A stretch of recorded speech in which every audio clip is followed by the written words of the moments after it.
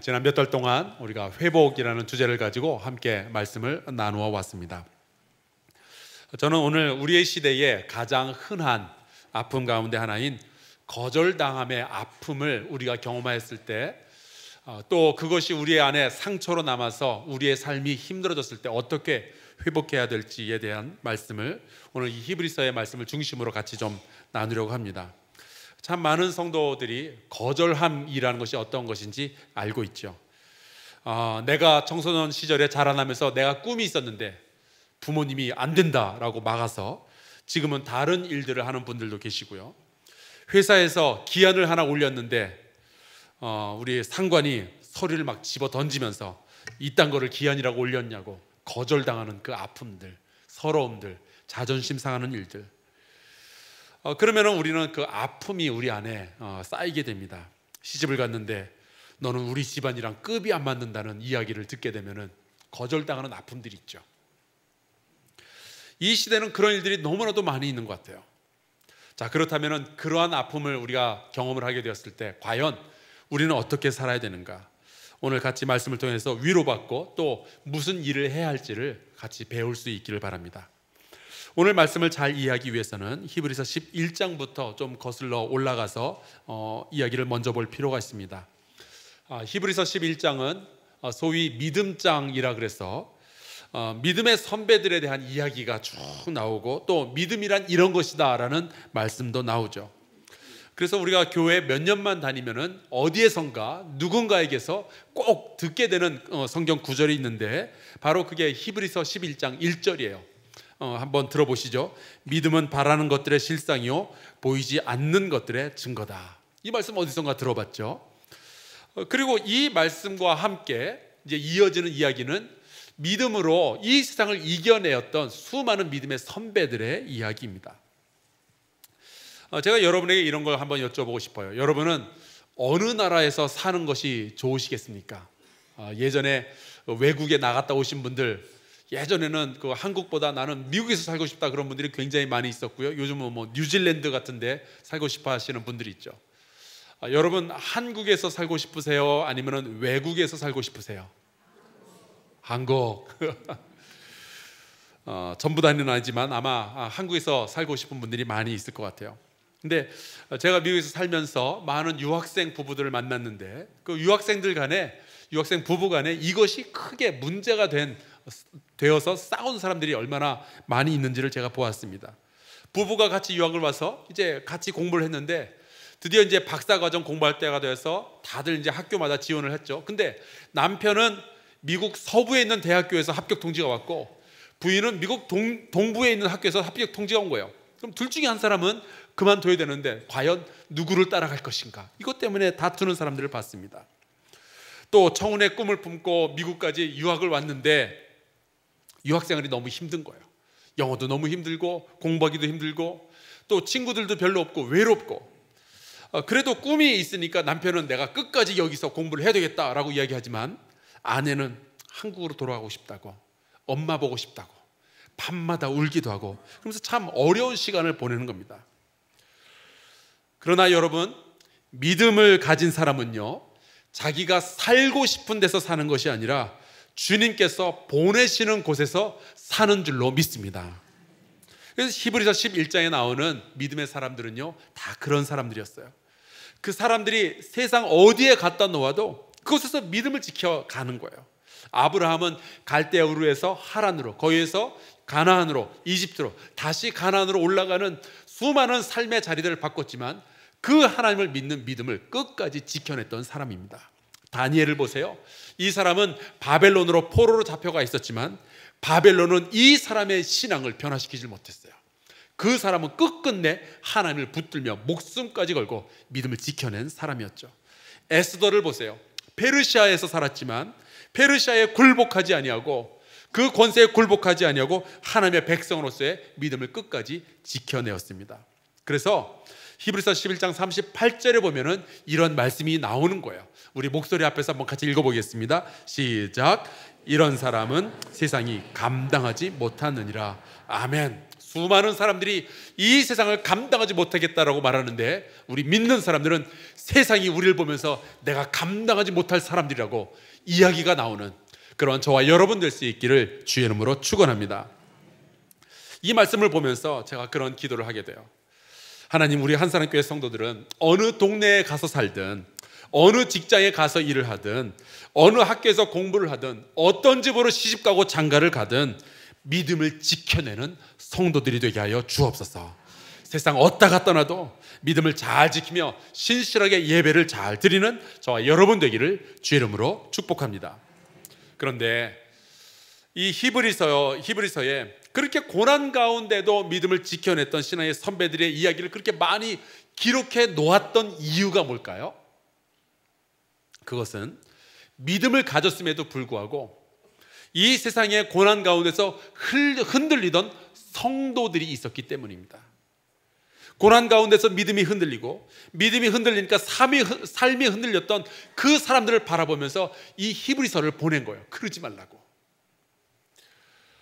이 히브리서를 받아 읽었던 사람들은요, 원래 유대교에 속하는 사람들이었습니다. 모세의 율법을 지키며 다시 오신다고 했던 메시아를 기다렸던 그러한 사람들입니다. 그러던 어느 날 이들이 예수 그리스도를 믿게 된 거예요. 아, 예수님 그분이 메시아였구나, 예수께서 이 땅에 내려오신 하나님이셨구나. 그것을 알게 되니까 더 이상은 옛날 방식으로 살 수 없게 된 거죠. 옛날에는 그냥 내가 하고 싶은 짓 다 하고 내 멋대로 살았었는데, 이제는 주님이 예수 그리스도가 나의 왕이라고 고백하니까 주님의 명령대로 살아야 되는 거예요. 순종해야 되는 거예요. 옛날에는 이방인들과 여자들과 노예는 사람 취급도 안 하고 살았는데, 이제는 예수의 가르침대로 그들 모두가 평등하며 나의 형제요 나의 자매이고 그들을 내가 섬기면서 살아야 된다라는 그러한 이야기, 그러한 믿음을 가지게 된 겁니다. 이제는 예수 그리스도가 부활하셨으며 그분이 이 세상을 구원하러 오신 그리스도이시니 그분을 믿고 구원받자라는 이야기를 만나는 사람마다 전하게 된 거예요. 너무나도 아름다운 믿음이 그들 가운데 생겨났어요. 그런데 그들에게 고난이 찾아온 겁니다. 사실은 여러분, 고난이 우리에게 찾아오는 것은 믿음을 가진 사람이라면 그거 그렇게 큰 문제가 아니죠. 왜냐하면 믿음을 가진 사람은 고난이 찾아왔을 때 이겨낼 수 있기 때문에 그래요. 제가 오늘 아침에 시작하면서 여러분의 얼굴을 한번 쭉 둘러봤는데, 여러분은 고난이 찾아왔을 때 충분히 이겨내실 만한 실력을 갖추었다라는 그런 자신감이 제 안에 들어옵니다. 여러분 이겨내실 수 있죠? 아멘. 근데 믿는 사람들에게 있어서 정말 심각한 도전은요, 고난이 찾아왔을 때가 아니라 그 고난이 떠나가지 않을 때예요. 구약에 나오는 욥을 보니까 고난이 찾아왔을 때 그는 여전히 하나님을 향해서 하나님이 영광 받으셔야 된다고 그는 입술로 죄를 짓지 않아요. 그런데 그렇게 찾아왔던 고난이 욥의 인생을 거머쥐고 그 욥의 인생 가운데 자리를 잡고 떠나질 않으니까 드디어 욥은 자기의 생명을 저주하기 시작합니다. 내가 왜 태어났는가? 내가 뭘 잘못했다고 하나님은 이렇게 나에게 고난을 주시는가? 원망 섞인 탄식을 하기 시작하죠. 우리 한사람교회 성도들 가운데도 참 긴 고난을 겪는 분들이 계십니다. 몸에 병이 들었는데 참 낫질 않고 고통 가운데 하루하루 견뎌내시는 분들이 계셔요. 사업이 많이 힘들어졌는데 금방 회복되겠지 하면서 기다렸지만 아직도 그 사업이 회복되지 않아서 참 어려운 가운데 눈물을 흘려가며 기도하는 분들이 계십니다. 자식이 힘들게 해서 그 자식들을 위해서 참 오랫동안 기도했는데, 그러면 이 자식이 회개하고 돌아와야 되는데 그러질 않고 점점 더 못된 짓만 하는 것을 보면서 한숨을 짓는 우리 성도들이 계셔요. 우리 믿는 사람들에게도 고난이 떠나가지 않을 때 참 이것이 어렵고 힘이 듭니다.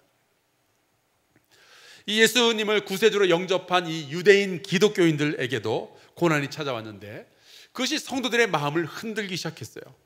여러분, 고난은요, 우리의 믿음을 강하기도 하지만 때로 어떤 고난들은 우리의 삶에 딱 자리를 잡아서 성도들의 믿음을 흔들기도 한단 말이죠. 그때 우리 믿는 사람들은 어떻게 해야 될까? 히브리서는 그러한 성도들, 고난 가운데서 힘들어하는 성도들에게 하는 말이 있습니다. 히브리서 12장 2절 말씀 우리 함께 읽어보겠습니다. 시작. 믿음의 주요 또 온전케 하시는 이인 예수를 바라보자.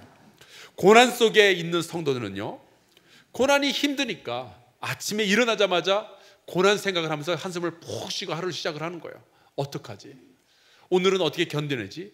이 고난에서 어떻게 벗어나지? 고민을 하다가, 그러다 보면 하루 종일 고민 생각만 하다가 잠자리에 들게 되는 거예요. 그나마 잠이라도 잘 수 있으면 다행이지만 잠자리에 누워서도 잠을 이룰 수가 없죠. 고민되니까, 너무 고난이 힘이 드니까.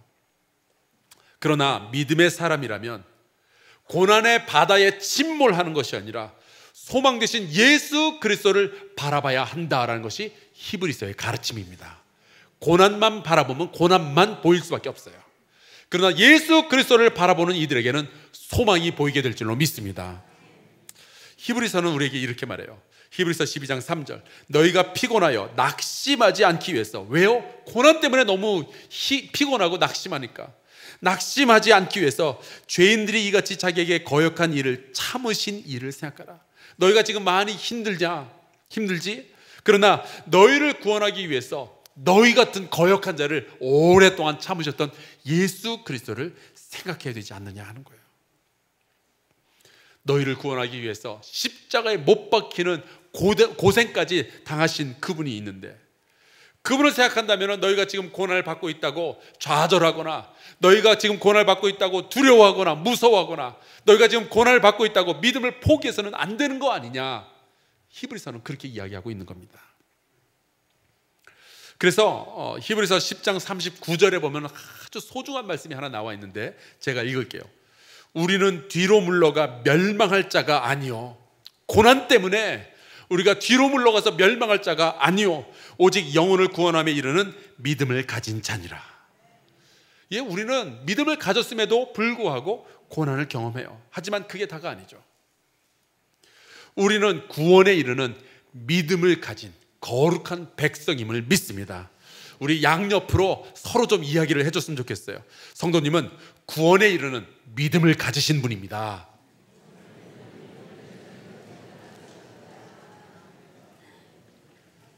아멘이신가요? 아멘. 그런데 이렇게 구원에 이르는 믿음을 가진 사람은요, 또 받게 되는 것이 하나 있어요. 정말 놀라운 은혜의 선물인데 히브리서 12장 28절에 이렇게 돼 있어요. 그러므로 우리가 흔들리지 않는 나라를 받았은즉. 우리가 뭘 받는다고요? 흔들리지 않는 나라. 이게 뭘까요? 영원한 하나님의 나라입니다. 하나님의 통치가 완전하게 이루어지는 세상이에요. 그것을 우리가 받는다 하는 거죠. 아까 우리 자녀께서 기도하실 때도 말씀하셨지만 요즘 우리나라가 흔들리고 있는 것 같아요. 정치가 흔들리고 있고 경제가 흔들리고 있고, 그러니까 도덕이 흔들리고 있고요. 지금 가정이 흔들리는 사람들이 얼마나 많이 있는지 모릅니다. 사업체가 흔들리고 있는 사람들이 얼마나 많이 있는지 몰라요. 하지만 여러분, 이 땅은 우리가 영원히 거할 처소가 아니에요.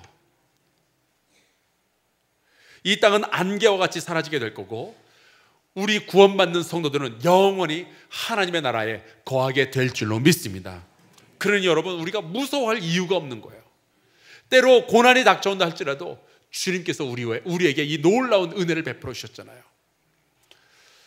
그렇게 히브리서는 고난당하고 있는 성도들을 위로하고 격려하고 용기를 주는 그러한 책입니다. 그렇다면 믿음을 가진 성도들이 흔들리지 아니하는 하나님의 나라를 상속을 받았는데, 그렇다면 우리에게 닥쳐온 이 고난에 대해서 어떻게 견뎌낼까? 특별히 나를 거절하고 나에게 상심을 주고 나를 억울하게 만드는 이 세상을 바라보면서 우리는 어떻게 살아갈까요? 히브리서는 이렇게 이야기를 해요. 은혜를 받자. 고난당하고 있을 때 은혜를 받자. 이로 말미암아 경건함과 두려움으로 하나님을 기쁘시게 섬길지니. 여러분, 고난 속에 있을 때 은혜를 사모하시기를 주의 이름으로 축원합니다. 고난 속에 있을 때 더욱 풍성하게 넘치는 하나님의 은혜가 있어요. 고난을 겪지 않고서는 고백할 수 없는 하나님의 은혜가 있습니다. 하나님의 은혜가 있어서 내가 서 있다고, 하나님의 은혜가 있어서 내가 살아간다고 고백하는 일들이 우리 가운데 있죠. 그런데 은혜 받은 사람들은 단순히 이 고난의 순간이 지나가기만 기다리는 것이 아니라 그 고난 속에서도 하나님을 기쁘시게 하는 이 섬기는 일을 할 수 있게 된다는 거예요. 언제? 은혜 받았을 때. 최근에 경제가 어려워지면서 고난이 찾아오니까 성도들 가운데 좀 두 가지 종류의 그 반응들이 좀 어렴풋이 좀 보이는 것 같아요. 어려워지면 어려울수록 더 주님 앞에 기도하며 하나님의 은혜를 간구하면서 또 감사하는 분들, 하나님을 기쁘시게 하는 섬기는 일들을 하기 위해서 더 애를 쓰는 분들이 있습니다. 저는 이런 분들을 바라보면서 제 고개가 숙여져요. 참 귀하다. 저 권사님, 저 집사님 참 힘든 거 아는데, 그럼에도 불구하고 그 마음 아픔에도 불구하고 고난당함에도 불구하고 여전히 주님을 예배하고 교회를 섬기는 일, 선교에 참여하는 일, 봉사하는 일, 기도하는 일에 멈춤이 없는 거예요. 주님은 이러한 분들을 굳세게 붙들어 주실 줄로 믿습니다. 반드시 그럴 거예요. 그런가 하면은 조금만 생활이 어려워지면 일단 11조부터 줄이는 분들이 계셔요. 혹시 이 11조를 드리지 않고 내가 좀 쓰면, 내 사업에 투자하고 내 자녀에게 투자하면 조금 생활이 좀 피지 않을까? 여러분, 제가 이 질문을 드릴 텐데 분명히 좀 대답하셨으면 좋겠어요. 여러분의 생명과 인생의 주인이 도대체 누구십니까? 하나님 맞아요? 그렇다면 여러분이 가지고 있다 생각하는 모든 재물의 주인이 누구세요? 하나님 아니신가요? 소득의 10분의 1은 반드시 그 소득의 주인이신 모든 하나님의 일을 위하여서 사용되어져야 한다는 것이 성경의 가르침인데, 물론 11조를 내 마음대로 쓴다고 해서 우리가 뭐 벼락 맞고 그러는 거 아니에요. 하지만 그렇게 하면 약속된 축복을 못 받게 되잖아요. 여러분의 작은 욕심 때문에 여러분의 사업과 인간관계와 자녀에게 돌아갈 축복을 여러분이 스스로 막으면 안 되잖아요. 안타까워요. 여러분, 겨울에 아무리 배가 고파도 봄에 파종할 씨앗을 먹어버리는 농부는 없잖아요. 고난 가운데서도 하나님을 기쁨으로 섬기는 일을 계속하는 저와 여러분 될 수 있기를 주의 이름으로 축원합니다.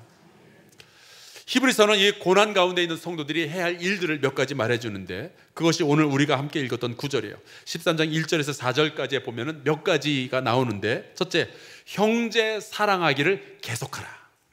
둘째, 손님을 잘 대접하라. 셋째, 갇힌 자를 긍휼히 여겨라. 넷째, 학대받는 자들을 위로하라. 그리고 가정을 잘 살펴라.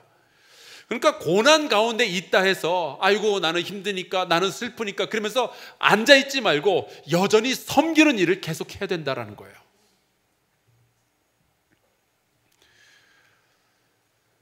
그렇다면 이 성경에서 말하는 형제가 누구며 손님이 누구며 학대받는 사람들이 누굴까요?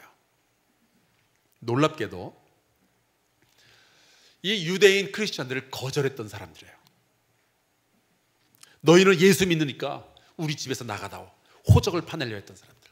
너희는 예수 믿으니까 이 마을에서 떠나가라고 거절하고 물리쳤던 그러한 사람들. 그러한 사람들도 포함해서 그들을 섬겨야 된다라는 것이 성경의 말씀이죠. 과연 그들이 나를 거절했기 때문에 오래전부터 내 마음에 앙금이 지금 남아있는데, 서운함이 있는데 어떻게 내가 그들을 계속 사랑하고 대접하고 그럴 수가 있겠는가? 이 히브리서를 받아든, 이 편지를 받아든 성도들에게는 큰 그의 도전이었어요.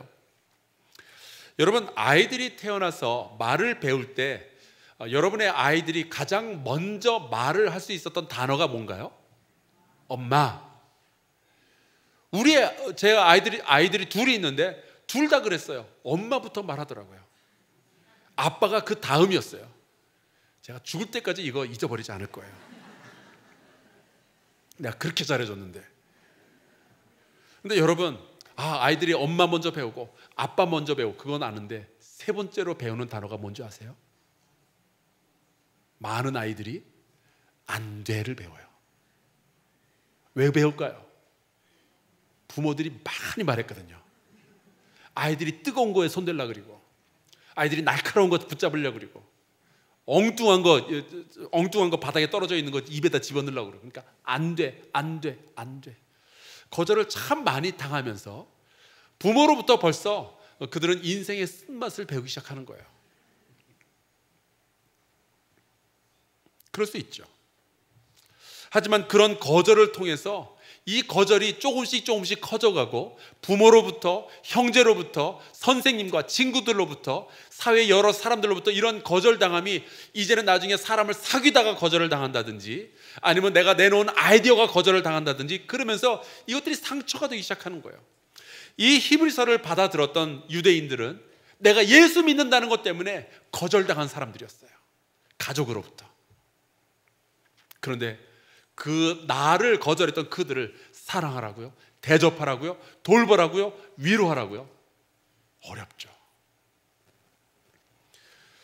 거절당하는 것을 많이 경험을 하게 되면 이게 병이 된다는 것이 요즘 심리학자들의 이야기입니다. 굉장히 많은 어린아이들이 부모로부터 거절당했을 때 그 상처가 어른이 되면서 성격 형성에 굉장히 큰 영향을 끼친다 하는 것들 요즘 우리가 많이 듣게 되죠. 저는 이 거절당한다는 것이 얼마나 기분 나쁜 일인지 여러 번 경험을 했는데 저는 이제 미국 정부로부터 3번 거절을 당했었습니다. 처음에는 미국에 유학을 가기 위해서 이제 학생 비자를 내려고 그러는데 통장에 돈이 부족하다고 거절하는 거예요. 그때 미국에 대해서 제가 얼마나 반미 감정을 가졌었는지 모릅니다. 두 번째는 제가 미국에 가까스로 들어가서 이제 운전면허 시험을 봤는데 여러분 아시다시피 저는 소방차를 운전했던 사람이잖아요. 운전은 정말 잘하거든요. 그런데 필기 시험에서는 제가 100점 테스트를 해서 통과를 했는데 실기에서 떨어진 거예요. 말도 안 되는 장소에서. 그때 반미 감정이 막 솟구쳐 오르는데 대단했어요. 마지막으로는 제가 영주권을 신청을 했는데 또 떨어진 거예요. 이번에는 제 영주권 신청을 받았던 그 변호사가 약간 좀 이상한 사람이라 제가 이렇게 접수할 때 썼던 그 서류들을 자기 테이블 위에다 딱 올려놓고 7개월 동안 안 들여다본 거예요. 그러면서 돈은 달래요. 그때 받았던 그 거절감, 이 서운함, 억울함 이런 것들이 제 안에서 부글부글 하니까 굉장히 많은 사람들 앞에서 화를 내게 되더라고요. 분노하고 미워하고 때로는 내가 뭐 잘못된 사람인가 그런 생각을 하기도 하고 말이죠. 여러분 평생을 인도의 빈민촌에서 가난한 자들을 위한 삶을 살았던 테레사 수녀가 한 말이 있어요. 거절당하는 것은 가장 좋지 않은 종류의 빈곤입니다. 사람이 이렇게 지지받고 사람이 좀 위로받고 그래야 되는데 이것이 없고 자꾸 거절을 당하면은 빈곤한 거예요. 영혼이 너무 빈곤한 거예요. 여러분 돈은 없어도 나를 사랑하고 지지해주는 사람들이 있다면 살아갈 만한 세상이에요. 그러나 아무리 돈이 많아도 나를 사랑하고 지지해주는 사람이 없다면 주변에 다 나를 거절하는 사람들만 있다면 우린 너무 살기가 힘이 들죠. 이런 거절당하는 상처들이 내 안에 쌓이면 특별히 내가 정말 사랑했던 사람들로부터 거절을 당하게 되면요 이게 아주 깊이 우리 안에 상처로 남게 됩니다. 그게 제대로 치유가 되지 않으면은 우리 안에 굉장히 질투심이라든지 공격적인 성향이라든지 아니면 어디 가서 숨어버린다든지 하는 아주 좋지 않은 현상들이 우리 안에 많이 일어날 수 있어요. 특별히 회사나 그런 데 가서 자기 의견이 받아들여지지 않을 때 지나치게 화를 내는 사람들 주변에 있죠. 다른 사람들이 자기의 의견에 대해서 좀 비판을 가할 때 막 그거 견뎌내지 못하고 막 같이 공격하고 그런 사람들이 있어요. 이런 분들은 주로 거절당함의 상처가 그 안에 있는 사람들이에요. 이게 건드려지면은 힘든 거예요. 이분들은. 또 이런 분들의 그 공통점 중에 하나는 미안하다 이런 얘기 잘 못해요. 내가 잘못했다, 잘못을 시인하기를 너무너무 어려워해요. 왜냐하면은 내가 완벽하지 못하다는 이 사실이 다른 사람들에게 알려질 때 그들이 또 나를 거절할 수 있는 구실이 될까 봐 그걸 못 견디는 거예요.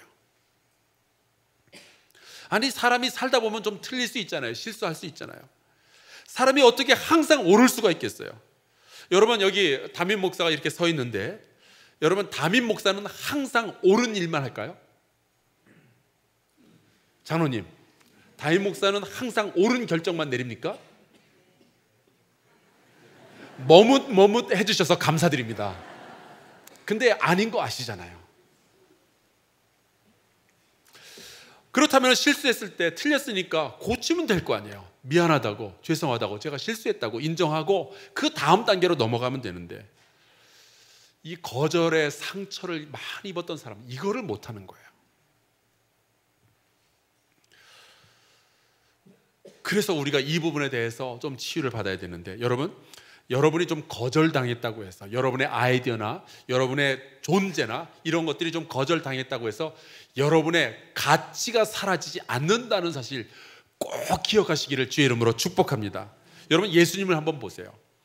예수님은 유대인들에게 완전히 거절당한 인생이었어요. 누가복음 4장에 보면은 예수님께서 이제 그 사역의 초기에 유대인의 어떤 한 마을로 가십니다. 거기에서 이제 설교를 하셨어요.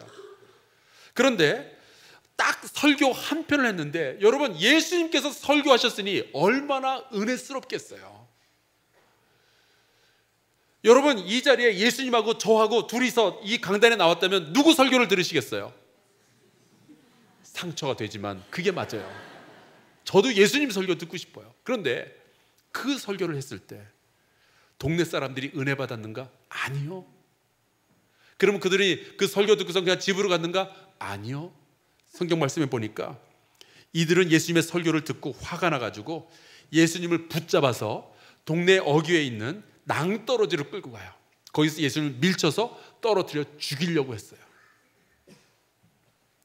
여러분, 제가 7년 반 동안 이 한사랑교회에서 참 많은 설교들을 했는데 단 한 번도 제가 설교를 마친 다음에 누군가 찾아와서 목사님, 그 설교 했으니 죽으셔야겠습니다, 이런 얘기 한 번도 없었어요. 앞으로도 없기를 바라요. 그런데 예수님은 심각하게 거절을 당했어요. 그렇다면 주님께서는 그 거절을 당했기 때문에 더 이상은 사람이 무서워서 설교단상에 못 나셨었는가? 아니요. 계속해서 하나님의 복음을 증거했죠. 그러면 예수님께서는 이제는 전략을 바꿔서 다른 말씀을 전하기로 하셨는가? 아니요. 여전히 예수님께서는 하나님께서 하시라 하는 그 말씀을 계속해서 나누어 주셨습니다. 예수 그리스도께서는 세상을 다해서 전혀 두려워하지 않았어요. 나를 거절하는 그 사람들 앞에서 여전히 당당하셨죠. 왜요? 하나님의 아들이니까. 그분이 이 땅에 오신 것은 하나님께서 보내신 것이니까. 예수께서 이 땅에 존재하시는 가치는 사람들이 주는 것이 아니라 하나님 아버지께서 세워주시는 것이니까. 여러분이 그렇게 가치 있는 존재인 줄로 믿으시기를 주의 이름으로 축원합니다. 거절 좀 당하면 어때요? 우리는 더 귀한 걸 가졌잖아요. 오늘 말씀 5절에 이렇게 되어 있죠. 내가 결코 너희를 버리지 아니하고 너희를 떠나지 아니하리라 하셨느니라. 여러분, 담대하시기를 주의 이름으로 축원합니다. 사람들을 무서워하지 마세요. 사람들은 무서워하니까 돈에 관심을 쓰기 시작하는 거예요. 돈이 있으면 사람들이 나를 초청해 줄까 봐, 사랑해 줄까 봐. 아니에요. 돈이 없다고, 지식이 없다고 그들이 우리를 싫어하고 거절할지 모르지만 우리 하나님은 절대로 우리를 버리지 아니하시는 우리의 아버지이시니 그분과 함께 담대하게 이 세상을 살아가는 저와 여러분 되기를 주의 이름으로 축원합니다. 6절에 이렇게 되어 있죠. 주는 나를 돕는 이시니 내가 무서워하지 아니하겠노라. 주는 나를 돕는 이이십니다. 사람이 내게 어찌하리요. 제가 존 네우라는 분의 이야기를 여러분과 좀 나누고 싶어요.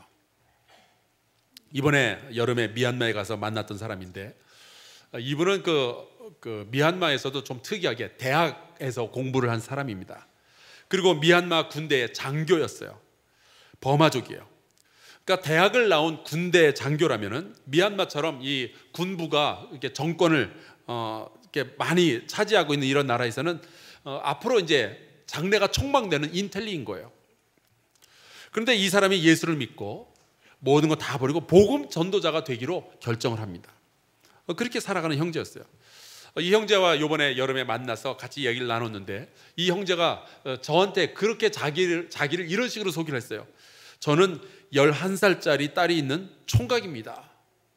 그래서 제가 생각했어요. 사고 쳤구나. 근데 그게 아니고, 이 사람이 예수 믿는다고 하니까 아내가 도망쳐버린 거예요. 딸하고 남편 내버려 두고 도망쳤어요. 그러니까 이 사람은 거절의 상처를 아내로부터 받았던 사람이에요. 이제 군인을 다 관두고 고향에 내려가서 가족과 함께 이제 농사하는 일을 시작을 했는데, 동네 사람들이 가만히 있질 않았어요. 이 동네 사람들 모두 다 예수 믿는 사람이 동네에 나타났다고 다 거절하는 거예요. 저리 가라고. 너랑은 얘기할 것이 없다고. 가족들마저 왜 예수를 믿어가지고 우리 가족 힘들게 만드냐고 다들 거절하고 너 딴 방에서 자라고 그렇게 이야기를 하는 거예요. 네가 예수 믿는 것이 부끄럽다고요. 근데 그러던 어느 날 그 집에 소가 병이 들어서 죽게 됐는데, 미얀마는 다들 이제 농사를 짓는 사람들이 많거든요. 소가 죽으면은 고기로 팔 수는 있지만 농사를 더 이상 짓지 못하게 되는 거예요. 그래서 수의사가 와서 보더니 이 소는 죽게 될 거라고 어쩔 수 없다고 그러더래요. 그래서 이제 고민을 하다가 옛날에 알던 어떤 기독교인들이 기도하면은 병이 낫는다 그런 이야기를 했다는 거죠. 그래서 한번 시도해 보기로 했대요. 그래서 온 가족이 소 한 마리를 가운데다 놓고 둘러앉으라고, 내가 예수 믿었는데 요거 한번 해볼 테니까 같이 한번 기도해 보자고. 그래서 소머리에다가 손을 얹고 기도를 했는데 이 소가 살아난 거예요.